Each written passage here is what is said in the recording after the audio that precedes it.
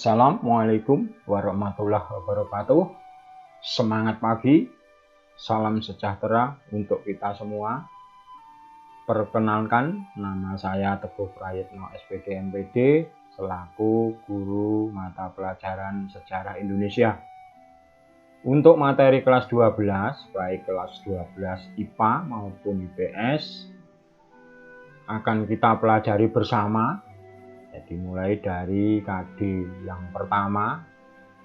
Jadi dalam kelas 12 ini nanti ada 10 KD yang kita berikan, 6 KD pada semester 1 dan 4 KD nanti sisanya akan kita berikan pada semester 2. Mari kita langsung saja masuk ke materi yang pertama, yaitu upaya bangsa Indonesia dalam menghadapi disintegrasi bangsa pada awal kemerdekaan. Sebelum masuk materi, akan kami sampaikan di sini bahwa kompetensi dasar ini meliputi ranah pengetahuan dan ranah keterampilan.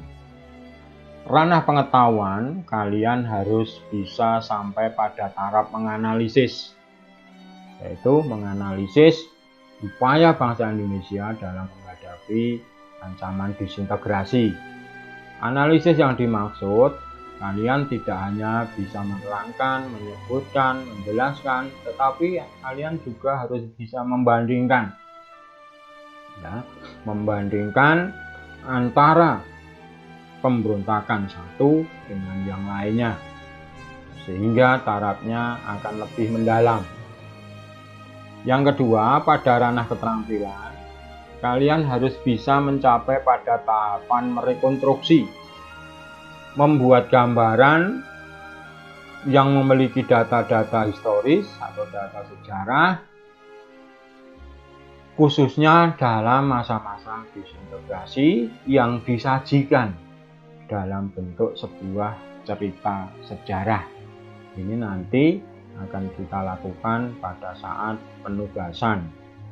Sedangkan tujuan pembelajaran, kalian harus mampu berpikir kritis dan kreatif untuk mampu menganalisis sampai pada tahapan menyajikan analisis tersebut berdasarkan hasil kerja yang merupakan kerja individu maupun kerja kelompok. Ini nanti di breakdown pada penugasan. Jadi nanti ada penugasan kelompok dan ada penugasan individual. Kita masuk pada materi. Coba dilihat peta konsep di sini. Jadi perjuangan bangsa Indonesia menghadapi ancaman disintegrasi. Ini kalau kita lihat kategorinya, jadi pemberontakan yang muncul di Indonesia itu ada 3 kategori. Didasarkan pada konflik ideologi, didasarkan pada konflik kepentingan, dan didasarkan pada konflik sistem pemerintahan. Nah, khusus pada konflik sistem pemerintahan ini biasanya didasari pada rasa tidak puas terhadap pemerintah pusat. Untuk materi yang pertama ini atau pembelajaran yang pertama ini, kita akan membahas pada konflik ideologi.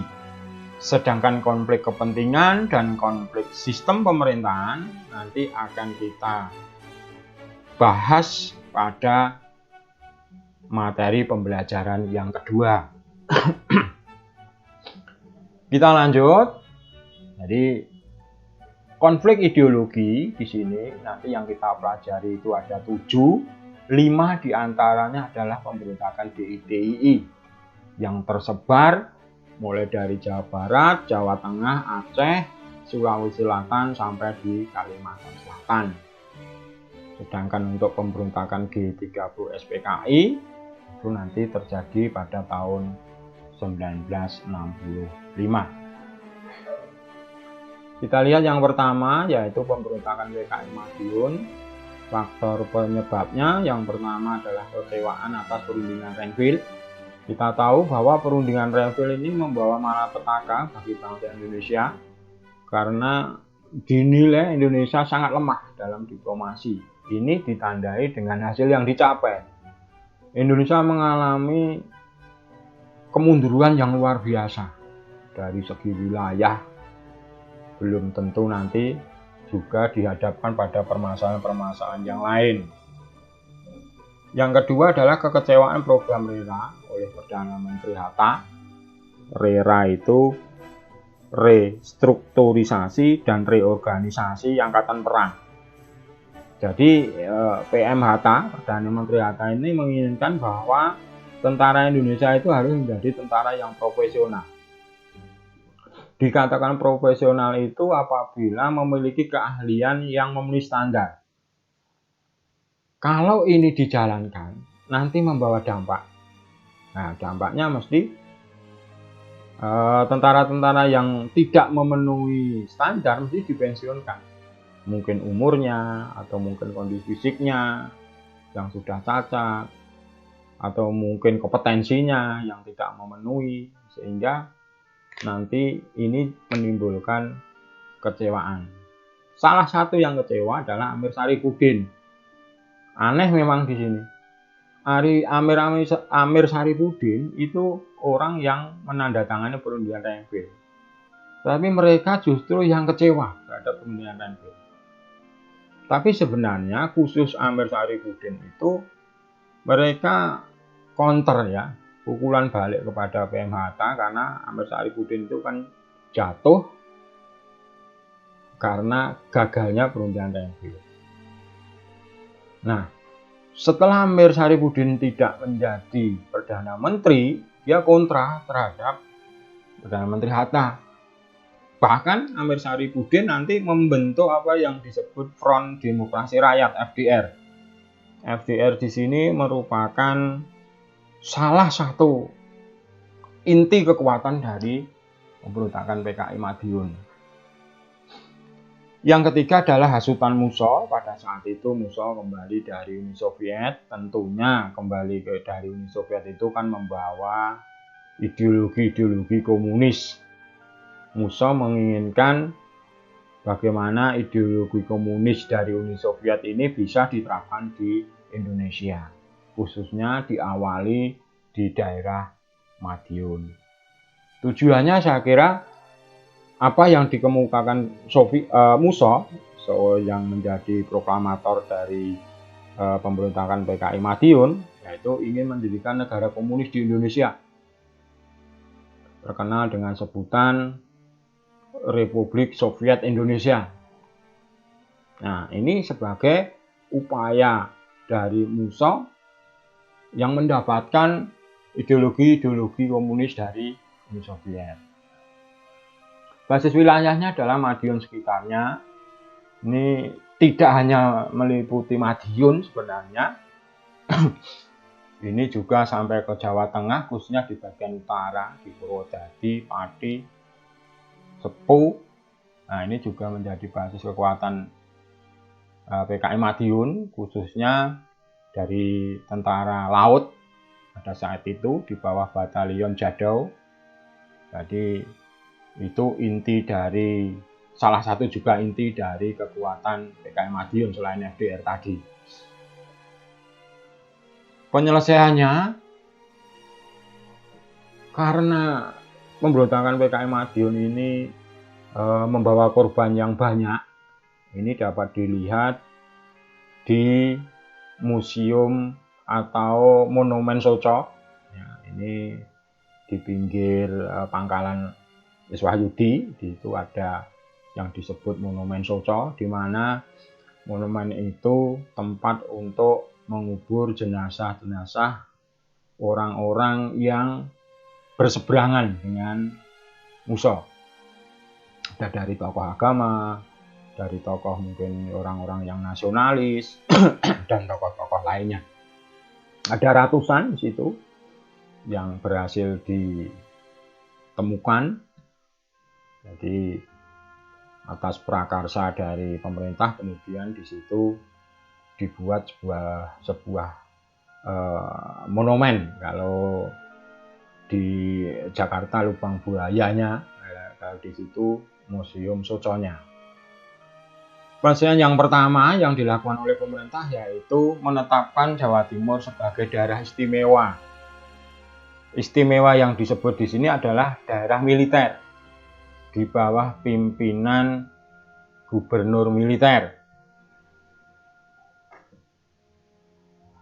Yang kedua, Kolonel Ahana Sution ditunjuk memimpin operasi penumpasan, sehingga Kolonel Nasution mengangkat Kolonel Gatot Subroto dan Kolonel Sungkono untuk menjalankan operasi militer.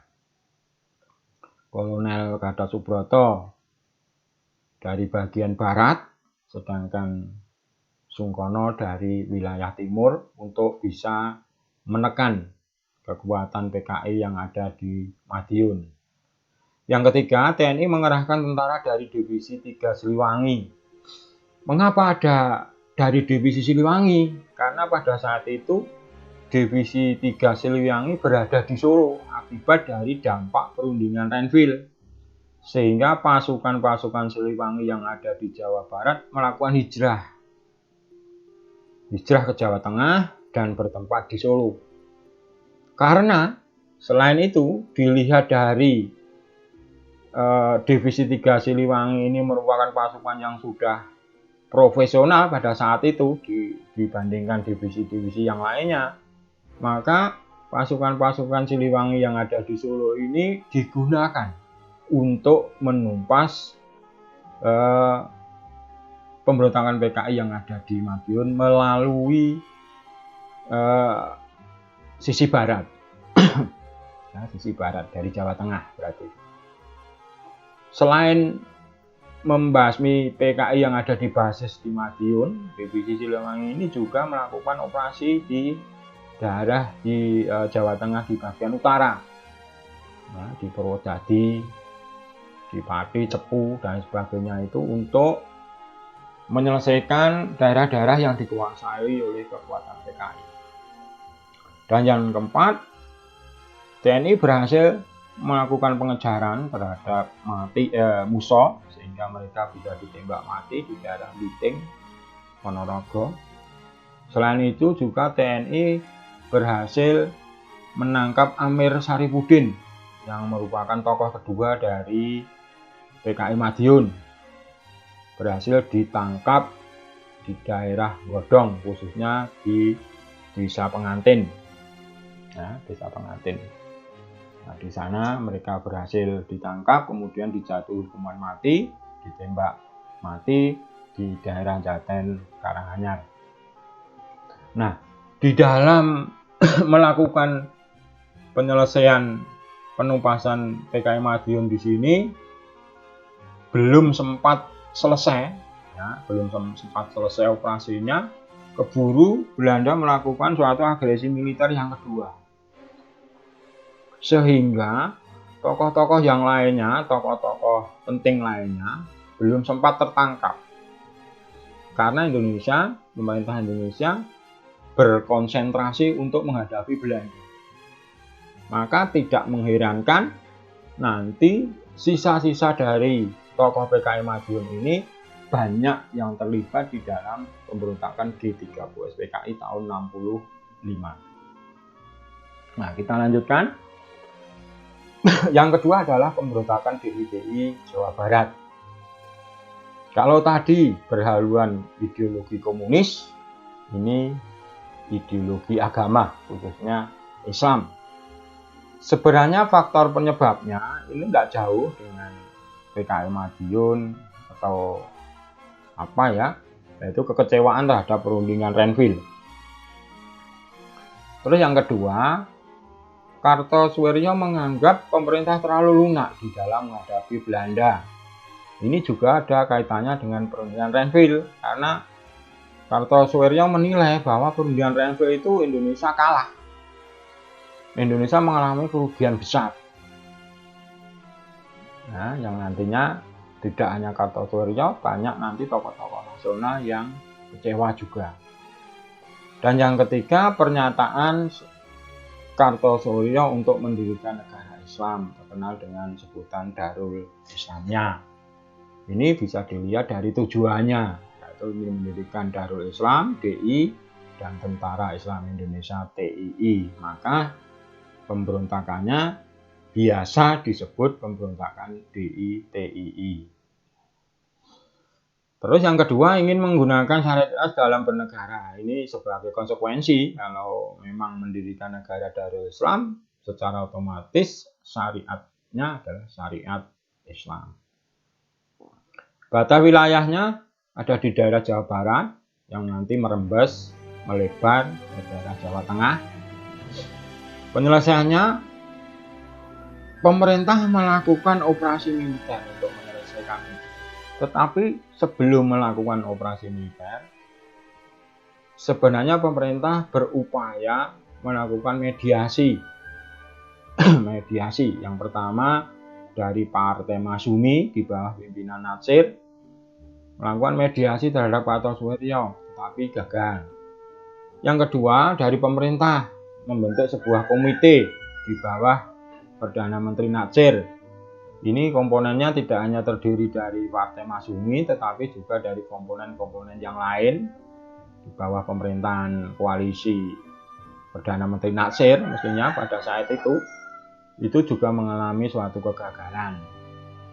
Dua mediasi damai mengalami kegagalan, mau tidak mau pemerintah melakukan sebuah operasi militer dengan nama Operasi Militer Pagar Betis. Yang ketiga, seperti saya katakan tadi, bahwa gerakan G30 SP, gerakan DITII di Jawa Barat ini membawa pengaruh yang luas. Jawa Tengah, Aceh, Sulawesi Selatan, Kalimantan Selatan. Di Jawa Tengah yang berbatasan langsung dengan Jawa Barat, di bawah tokoh Amir Fattah, menyatakan bahwa Jawa Tengah berada di bawah Kartosoewirjo, artinya mengakui Kartosoewirjo. Selain juga memang Amir Fattah kecewa terhadap hasil-hasil yang dicapai pada perundingan Renville. Tujuannya saya kira tidak jauh beda dengan DITI yang ada di Jawa Barat. Ini bentuk konsekuensinya. Sedangkan basis wilayahnya di Jawa Tengah bagian utara dan selatan, Amir Fattah melakukan gerakan di Jawa Tengah bagian utara, sedangkan Kiai Somolangu melakukan pemberontakan di daerah Jawa Tengah bagian selatan. Penyelesaiannya ini berangkat dari pengalaman di Jawa Barat, maka opsi mediasi sudah tidak mungkin bisa dilaksanakan, sehingga pemerintah langsung melakukan suatu operasi militer. Yang pertama melakukan operasi militer dengan nama Gerakan Banteng Nasional. Ini untuk menumpas tokoh-tokoh Amir Fattah dan pengikutnya yang ada di Jawa Tengah di bagian utara. Sedangkan melakukan operasi Guntur, yaitu untuk menumpas sisa-sisa PKI, untuk menumpas sisa-sisa pengikut Amir Fattah, dan untuk melumpuhkan kekuatan Kiai Somolangu. Perlu saya tegaskan di sini bahwa pada saat kekuatan Amir Fattah itu melemah, tokoh-tokoh pengikut Amir Fattah itu banyak yang bergabung dengan Kiai Somolangu, sehingga kekuatan Somolangu semakin besar. Maka untuk menyelesaikan, menumpas gerakan Kiai Somolangu ini dilakukan operasi tersendiri dengan operasi Guntur yang saya sampaikan tadi. Ternyata lambat laun dua operasi ini dapat menyelesaikan munculnya pemberontakan DITI di Jawa Tengah. Kita lanjut yang keempat, yaitu adalah pemberontakan DITI di Aceh. Ini agak berbeda dengan di Jawa Tengah. Faktor penyebabnya sebenarnya rasa kecewa. Yang pertama adanya ketimpangan dalam pembangunan di Aceh. Ini mestinya kaitannya dengan dana otonomi yang kecil sehingga pembangunan di Aceh tersendat. Nah, pada saat itu tokoh-tokoh nasional beranggapan bahwa pendapatan negara itu berasal dari daerah. Mengapa pengembalian ke daerahnya dirasa kecil? Nah, ini nanti muncul juga di Sulawesi, Permesta dan PRS hampir sama. Jadi adanya ketimpangan dalam pembangunan, ini masalah alokasi dana otonomi. Yang kedua, diturunkannya status Aceh dari provinsi menjadi karesidenan. Nah, ini yang paling banyak kecewa ya tokoh-tokoh di Aceh. Bayangkan kalau provinsi kok diturunkan menjadi karesidenan di bawah wali kota. Tentu. Yang ketiga adalah pernyataan Daud Gireng bahwa Aceh di bawah Kartosoewirjo. Artinya Daud Gireng sudah tidak mengakui pemerintahan Indonesia, melainkan mengakui gerakan di bawah Kartosoewirjo. Akibat dari itu mesti tujuannya juga sama, ya, tidak sama, mendirikan negara darurat seperti yang dilakukan oleh Kartosoewirjo. Batas wilayahnya adalah di Aceh, sekitar Aceh. Penyelesaiannya, ya, di sini mungkin ada kesalahan. Ini adalah pemerintah tidak melakukan operasi militer, melainkan DITII Aceh diselesaikan melalui musyawarah kerukunan rakyat Aceh yang pada saat itu diprakarsai oleh Pangdam Iskandar Muda Kolonel M. Yasin. Apa hasil-hasil yang dicapai? Hasil yang dicapai dalam musyawarah itu khususnya yang paling utama itu adalah dikembalikannya status Aceh yang tadinya diturunkan dari karesidenan menjadi provinsi kembali, sehingga Daud Gireng secara otomatis juga menjadi seorang gubernur lagi. Nah, bahkan Presiden Soekarno mengesahkan bahwa Provinsi Aceh merupakan provinsi yang istimewa. Nah, terkenal dengan sebutan Daerah Istimewa Aceh pada saat itu. Dengan musyawarah itu, musyawarah kerukunan rakyat Aceh di sini, akhirnya pemberontakan DITI Aceh bisa diselesaikan secara damai. Kita lanjutkan. Yang kelima adalah pemberontakan DITI Sulawesi Selatan. Ini latar belakangnya juga kecewaan terhadap kebijakan RERA, di mana nanti kalau kebijakan ini dilaksanakan, pasukan Karmuzakan ini akan banyak yang copot, dipensiunkan karena tidak memenuhi syarat.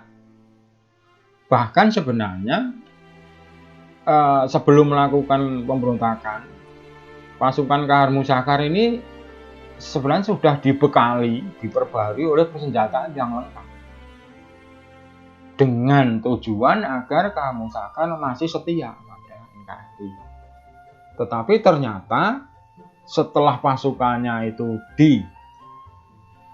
diberikan senjata, dilengkapi senjatanya, justru Karmusakar melakukan suatu pemberontakan, menyatakan diri di bawah Kartosoewirjo dan menentang atau tidak mengakui pemerintahan pusat yang ada di Jakarta. Tujuannya saya kira sama, karena Karmusakar menyatakan di bawah Kartosoewirjo, sedangkan basis kekuatannya di Sulawesi Selatan. Penyelesaiannya pemerintah melakukan suatu operasi militer. Dengan dilaksanakan operasi militer terhadap kekuatan Karmusakar, sehingga Karmusakar dapat ditembak mati, sehingga pemberontakan DITI di Sulawesi Selatan dapat diselesaikan. Yang keenam yaitu DITI di Kalimantan Selatan. Tokohnya adalah Ibnu Hajar. Ya, penyebabnya salah satunya adalah kebijakan RERA tadi. Tidak perlu kami terangkan kebijakan daerah dampaknya terhadap pasukan Ibnu Hajar akhirnya sama dengan Khar Musaka. Nah, tujuannya sama karena Khar Musaka menyatakan diri di bawah Kartosuwiryo. Kalau menyatakan diri di bawah Kartosuwiryo itu tujuannya mendirikan negara Darul Islam. Sama seperti tujuan pada pemberontakan DIY di Jawa Barat. Basis wilayahnya ada di Kalimantan Selatan, penyelesaiannya adalah melakukan atau berhasil ditumpas melalui suatu operasi militer. Sedangkan yang terakhir, yang ketujuh adalah pemberontakan G30 SPKI. Faktor yang menjadi mengapa kok di Indonesia terjadi pemberontakan G30 SPKI pada saat itu, yang pertama secara umum kondisi ekonomi dan politik di Indonesia yang tidak stabil, buruk.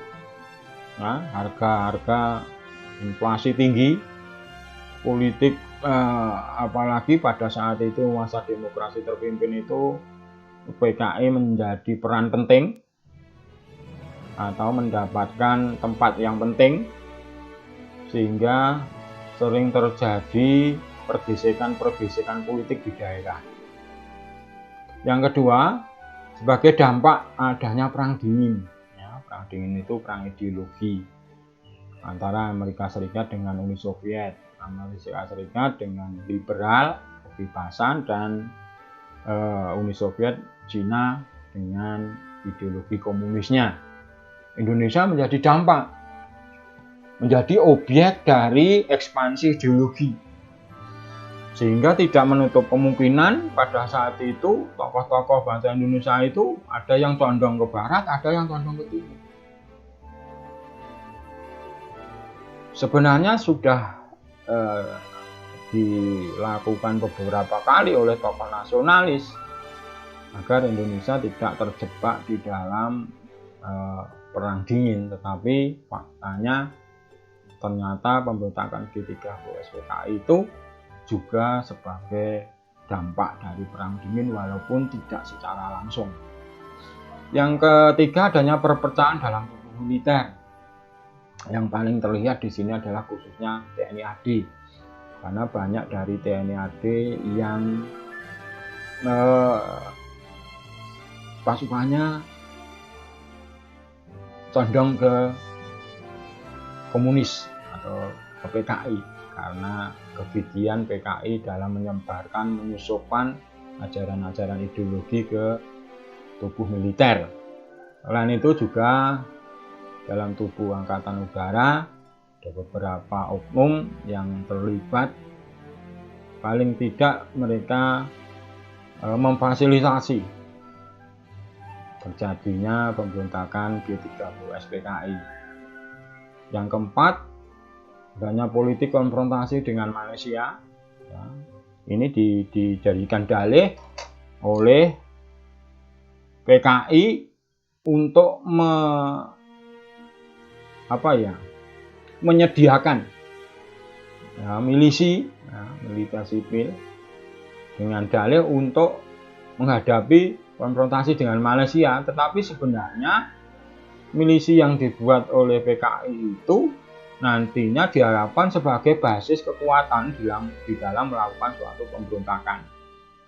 Jadi termasuk milisi yang dibentuk PKI ini diharapkan ini mendapat bantuan dari Cina, ya, karena Cina pernah mengemukakan bahwa akan membantu 10.000 pucuk senjata.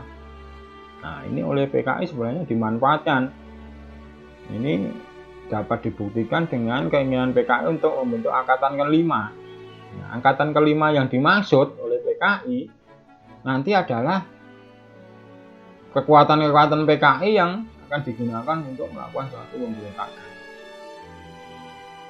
Yang terkenal dengan buruh dan tani dipersenjatai, walaupun mungkin juga itu bukan dalam arti buruh dan tani yang sebenarnya, tetapi itu sebuah milisi yang dibentuk oleh PKI. Tujuannya melakukan kudeta. Ya.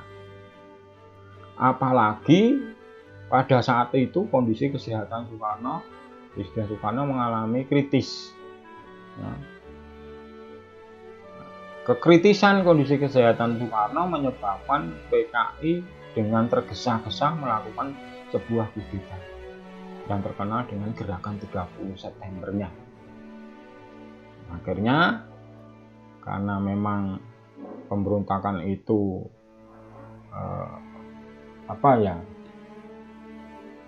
termasuk terburu-buru, akhirnya dapat ditumpas dengan cepat, khususnya di wilayah Jakarta. Basis wilayahnya ada di Jakarta, ya, meluas ke Jawa Tengah, Jawa Timur, Jawa Barat, bahkan ke Bali dan ke Sumatera. Pengaruh PKI itu juga sangat luas, walaupun kekuatan yang di Jakarta itu dapat ditumpas dalam hitungan jam. Tetapi pengaruh-pengaruh yang ada di Jawa Tengah, khususnya Jawa Timur, Bali, Jawa Barat, sampai Sumatera itu ada di beberapa daerah mereka melakukan kudeta juga, teman. Yang dapat kita ambil contoh di daerah Jawa Tengah.